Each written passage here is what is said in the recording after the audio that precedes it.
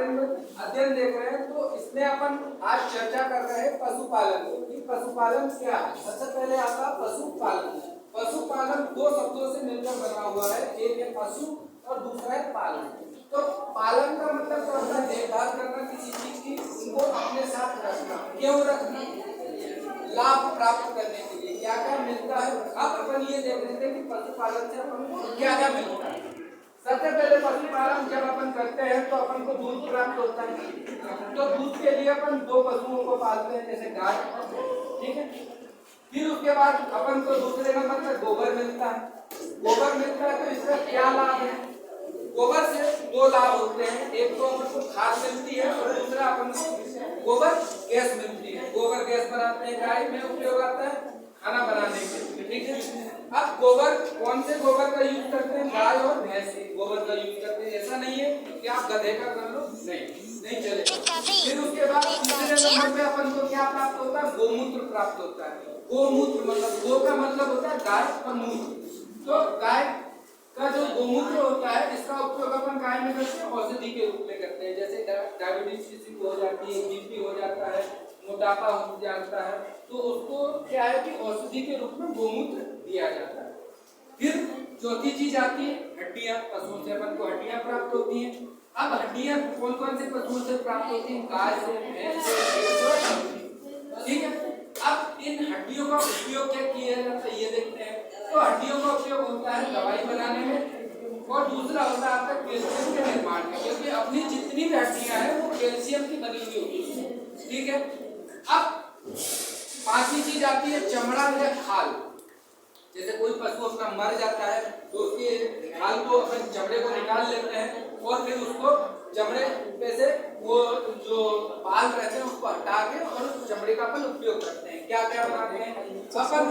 ढोल के ऊपर का जो कवर होता है वो बनाते हैं, चप्पल बनाते हैं, बैग बनाते हैं, बेल्ट बनाते हैं, जूते बनाते हैं, ठीक है। ये सब चीजें अपन बनाते हैं। अपन ठंड के लिए जैकेट बनाते हैं, ठीक है, चमड़े के जैकेट होते हैं। अब छठी चीज आती है आपकी चर्बी। चर्बी मतलब फैट। तो भारतवर्ष में सबसे ज्यादा फैट वाला पशु जो है वो है सुअर। सुअर में इतनी चर्बी होती है कि उसको, उसके मांस में जब आप चबाओगे ना, चबाते ही रहोगे। जैसे चुंगम वगैरह जो आप खाते हैं ना, चुंगम बनती का ही है, आप लोगों को पता है चुंगम का ही बनती है। चुंगम बनती है सुअर की चर्बी। मैच को तो नहीं खबर है, सुअर की चर्बी नहीं खबर चुंगम बनती है, ठीक है। चॉकलेट का इसका उपयोग काय में करते हैं? इसका उपयोग करते हैं आर्मी के जवानों को देने के लिए, ठीक है। तो ये आपने पशुपालन को पढ़ लिया, पशुपालन क्या होता है ये समझ लिया, और पशुपालन से अपन को क्या क्या चीजें मिलती हैं ये चीज अपन ने देखी, ठीक है। पशुपालन क्या है आपने ये देख लिया।